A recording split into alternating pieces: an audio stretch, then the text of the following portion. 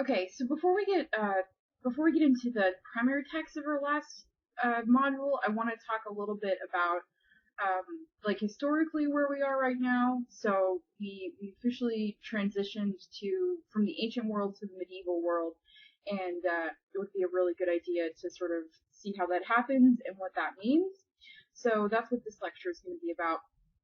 Um, I have just a couple of things to say. We talked about Islam way back toward the beginning of the semester, but it's really important to understand how Islam helped Western Europe really move from the ancient world to the medieval world, because they're the ones who actually preserved Western philosophy.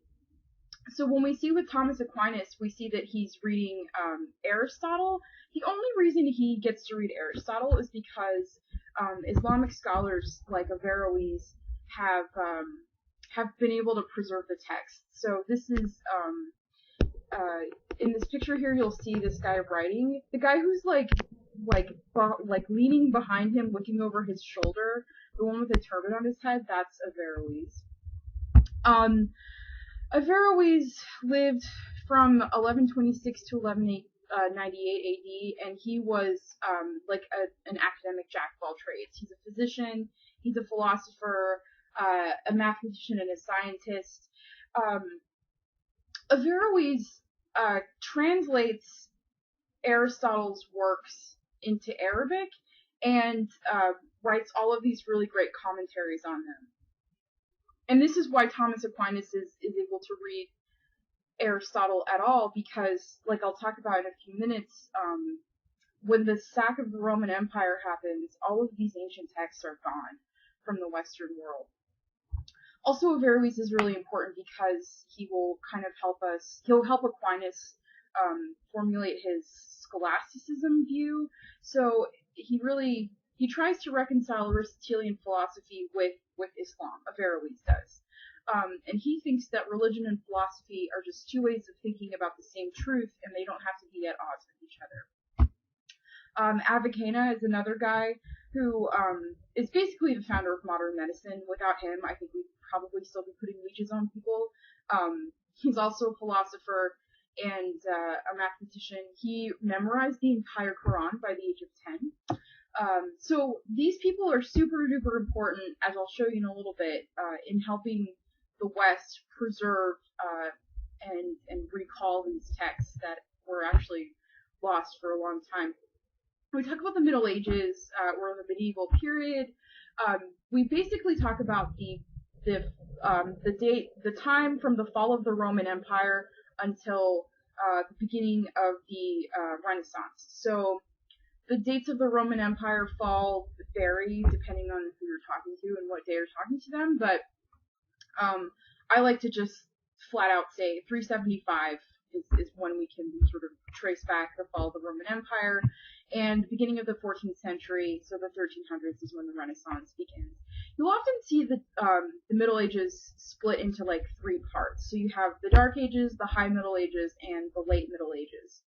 I'll go with this distinction, but I'll just let you know that when you say the Dark Ages, that's really problematic because, number one, it assumes that history progresses linearly, and that it's always progress oriented. So the idea is that the future is always better than the past, and that's why people refer to the Dark Ages, because history kind of takes steps backwards.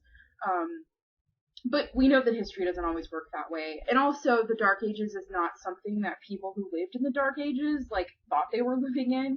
So this is, like, people who are writing in the 18th century looking back on history and saying, wow, that was really the Dark Ages for Europe. It's not like people who lived during that time are like, oh, we live in the Dark Ages and it really stinks. So, a little bit about the fall of the Roman Empire. So remember, we've kind of talked about ancient Rome, in a roundabout sort of way, because we've talked about Seneca, who's a Roman philosopher. We've talked about Jesus in the New Testament, and all of that is going on during the Roman Empire. So a few years after all of that happens, you get these groups that are settling in Rome. And the Roman Empire has kind of crumbled due to a bunch of bad emperors and stuff like that. So in 378, the Visigoths come in, and by 410, they basically destroyed the city of Rome. And of course, the Roman Empire is not just Rome, but the Vandals come in 455, and then some other Germanic tribes. And because Rome is the heart of the Roman Empire, the destruction of the city of Rome basically ushers in the Dark Ages. So what's going on during the Dark Ages? There's not a lot going on, but there are some really important things that do happen. Number one, you get the rise of monasticism, and that's been gaining popularity since St. Augustine. We don't read this semester, but in 529, Benedict of Nursia establishes the Benedictine order, and the Benedictine monks are really like the first example we have of groups of people who are living like the celibate, poor, obedient life. They're engaging in prayer and manual labor.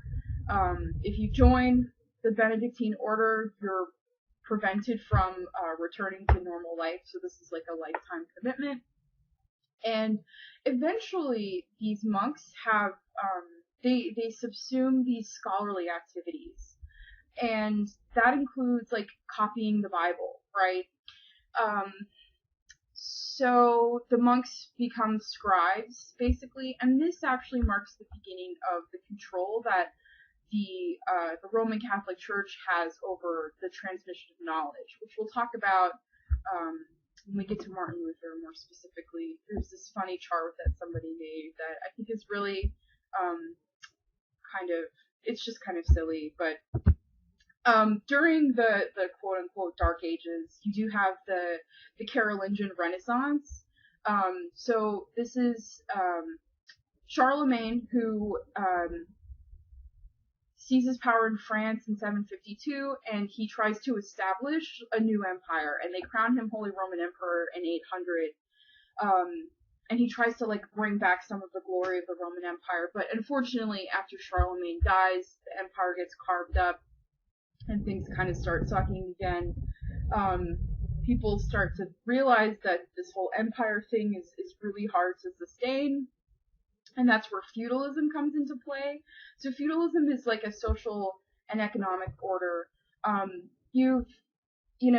There are lots of charts that explain this, and so I think it's really sort of useful to see it broken down like this. There are basically three classes of people, and the king doesn't count because he's like, divinely appointed and stuff like that. But you basically have the nobility, the clergy, and the peasants. So the peasants are 95% of the population, and they're the serfs. They're these serfs at the bottom, and they're responsible for farming land, providing food. They get protection from lords in return. They get spiritual guidance from the clergy, and so it sounds like a really sweet life that everyone's benefiting from, but it isn't, because life for peasants is really hard. So they work really hard, and they eat really crappy food, and they die really young. So you have 2% of the population consists of the aristocracy and the nobility, who are ultimately responsible for protecting the land. And the rest of the population, like I said, is made up of clergy. You have two different groups of clergymen. You have the secular clergy, who serve the general population, and the regular clergy, who are the monks and the nuns, who, like the Benedictines, they withdraw from the secular world, and they're the ones who live on the monasteries and stuff like that. So here's sort of a cute little chart that shows you how all the clergy is broken up. So I think that can be sort of useful to look at. There's another chart of feudalism. One of the last things I want to talk about is the Crusades. So the Crusades begin basically in 1009, when a Muslim ruler named Al-Hakim, he basically goes crazy, and he burns down the Church of the Holy Sepulchre in Jerusalem. And everyone is really shocked by this, and nobody like thinks this is okay. So as soon as he dies, his successor comes in and rebuilds the church. So by 1048, this really important church is back, but you know, Jerusalem has a really specific place in Western Christendom, right? So you have these Roman Catholic leaders like Pope Urban II, who are so traumatized by this event that they're like, you know what, we're just gonna send people. You Arabs can't, like, you know, guard these treasures of Christianity, so we're gonna send a bunch of people to rescue these endangered holy places, right? And again, this is just sort of, you know, reactionary, but in 1097 the First Crusade happens. In 1099 the Crusaders enter Jerusalem. They take over Jerusalem. Some of them go back to Europe, and some of them stick around and build castles in the Holy Land, so that's really neat to see. The Second Crusade was sort of not a surprise to the Arabs, and so they get beaten pretty bad, and the Crusaders end up having to go home. And the Fourth Crusade is the worst because the Crusaders sack Constantinople and they destroy all of these really important relics. They destroy the library. And the Fourth Crusade is really significant because it was an attack on Christians and not an attack on heathens. You finally get the end of the Crusades in 1292, but then you have the Black Plague hit Europe, and you know, this is it decimates the population. So in 1346, Europe is hit by this pandemic that's referred to as the Black Death. It's estimated that it reduced the population of Europe between 30 and 60%. 25 to 50 million people were said to have perished in the Black Death, and that's just our estimates there. And I want to end by transitioning into Aquinas. So this idea of the great chain of being is something that's really important that we'll sort of see play out in the next sets of text. Basically, the great chain of being is this established order where you have everything in the universe put into a hierarchy. So at the top, obviously, you have God, and then you've got some angels, and then you've got man, animals, plants, protozoa, and all of that. That doesn't just apply to sort of religious life, though. It applies to secular society, too. So you've got the king at the top, like we have in feudalism, and then the lords, and then the peasants. It also applies to the household. So Aquinas will say, you know, the father is the head of the household, the wife is below him, and then below her are their children. So this is sort of how order is established, based on this idea that there is a hierarchy in nature.